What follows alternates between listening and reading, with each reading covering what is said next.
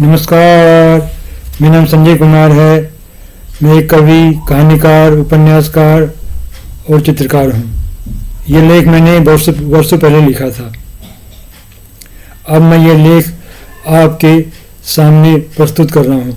मेरे लेख का शीर्षक है अखिलेश यादव की जीत के मायने। उत्तर प्रदेश के चुनाव परिणाम आ चुके थे। अखिलेश यादव को स्पष्ट बहुमत मिल चुका था। लोगों की अखिलेश यादव से बहुत आशाएं थी।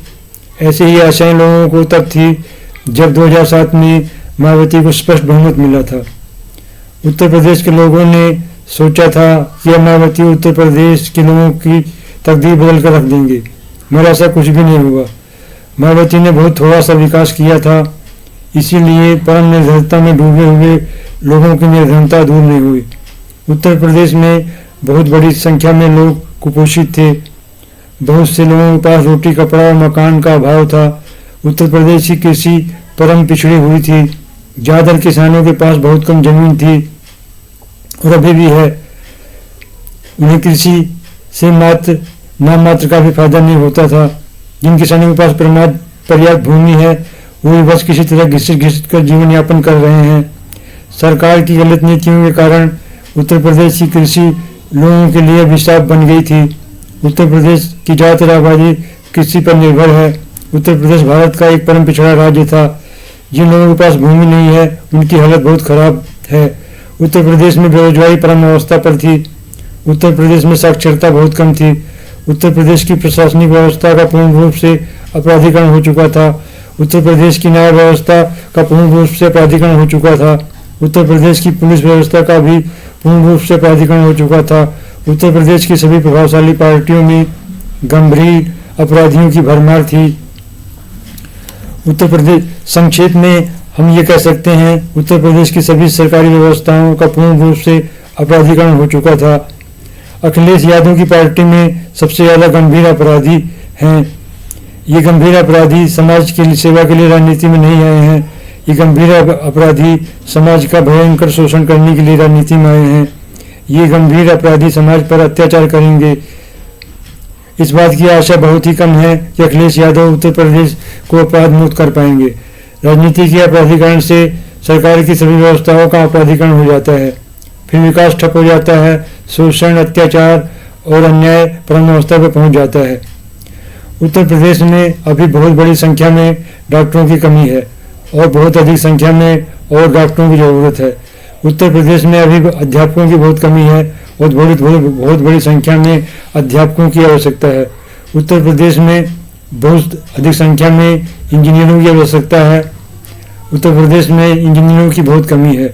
उत्तर प्रदेश में अभी बहुत अधिक संख्या में वैज्ञानिकों की जरूरत है। उत्तर प्रदेश में वैज्ञानिकों की बहुत कमी है। विकास के सभी मानकों पर उत्तर प्रदेश बहुत पिछड़ा हुआ राज्य है। औद्योगिक विकास की दृष्टि से भी उत्तर प्रदेश बहुत पिछड़ा हुआ राज्य है। उत्तर प्रदेश में जो भी विकास कार्य होगा वह प्रशासन के ही माध्यम से होगा। उत्तर प्रदेश का प्रशासन समाज के लिए कलंक बन गया था।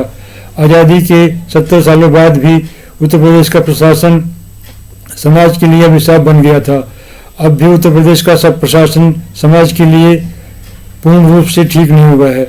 अखिलेश यादव के पास उत्तर प्रदेश के प्रशासन को भ्रष्टाचार और अपराधीकरण से मुक्त करने की कोई व्यवहारिक और प्रभावशाली योजना नहीं थी। उत्तर प्रदेश के हर जिले में माफिया, परम भ्रष्ट सरकारी अधिकारियों और परम भ्रष्ट राजनीतिज्ञों का गठजोड़ बन गया था। यह गठजोड़ कोई भी व्यवहारिक और दूरगामी विकास कार्य उत्तर प्रदेश में होने नहीं देता था। अखिलेश यादव के पास इस गठजोड़ को तोड़ने की कोई भी व्यवहारिक और प्रभावशाली योजना नहीं थी। ये सब घटनाएं और परिस्थितियां 2014 से पहले की थी। 2014 के बाद उत्तर प्रदेश और पूरे भारत की सामाजिक, आर्थिक, राजनीतिक, प्रशासनिक व्यवस्था में बहुत ही क्रांतिकारी परिवर्तन आया है। मुलायम सिंह परम भ्रष्ट उद्योगपतियों से पैसा लेते थे और सत्ता में आने के बाद उन्हीं के अनुसार अपनी सरकार चलाते थे। परम भ्रष्ट उद्योगपतियों की नीति शोषण, अन्याय और न्याय पर आधारित थी। उत्तर प्रदेश की जमीन बहुत उपजाऊ है, पानी की कोई कमी नहीं है, पर फिर भी आज़ादी के इतने वर्षों बाद भी वहाँ लोग परम निर्धनता का जीवन बिता रहे थे। इसका सीधा सा अर्थ है कि नेताओं की गलत नीतियों की वजह से उत्तर प्रदेश तबाह हो गया था। उत्तर प्रदेश में भ्रष्टाचार संवेदनहीनता की सारी सीमाएं लांघ चुका था। कुछ पार्टियों को छोड़कर बाकी सभी पार्टियां परम भ्रष्ट पूंजीपतियों के काले धन से चलती थी। उत्तर प्रदेश की ज़्यादातर आबादी कृषि पर निर्भर है, इसलिए उत्तर प्रदेश की कृषि को विकसित किया जाए और उद्योगों को विकसित किया जाए तो उत्तर प्रदेश और सारे देश के लोग खुशहाल हो सकते हैं। अखिलेश यादव के पास उत्तर प्रदेश की कृषि को विकसित करने की कोई व्यवहारिक और प्रभावशाली योजना नहीं थी। उत्तर प्रदेश में उपजाऊ भूमि की कोई कमी नहीं है, इसलिए हर किसान परिवार को कृषि के विकास की संपूर्ण सुविधाएं देनी चाहिए। इससे लोगों की गरीबी पूर्ण रूप से खत्म हो जाएगी।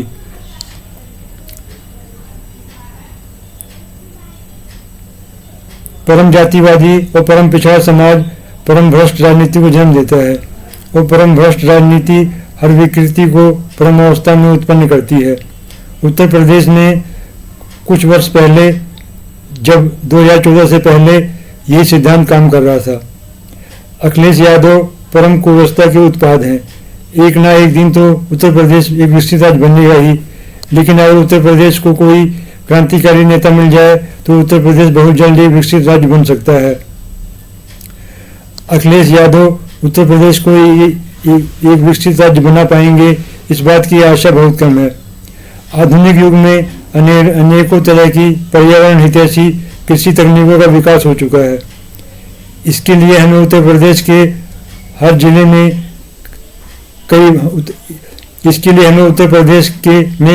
बहुत सारे और नए कृषि विश्वविद्यालय स्थापित करने पड़ेंगे। पूरे प्रदेश में कृषि विश्वविद्यालयों का जाल बिछाने पर कृषि के क्षेत्र में क्रांति हो जाएगी। मगर अखिलेश यादव के पास कृषि विश्वविद्यालयों को स्थापित करने की कोई योजना नहीं थी।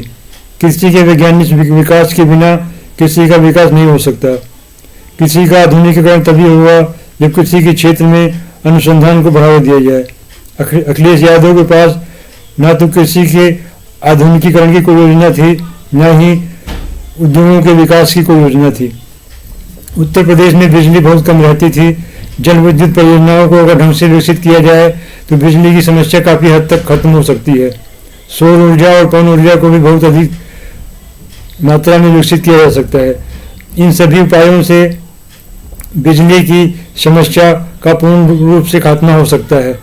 मगर अखिलेश यादव के पास बिजली की समस्या के हल के लिए कोई योजना नहीं थी। उत्तर प्रदेश की शिक्षा व्यवस्था पूर्ण रूप से चौपट हो चुकी थी।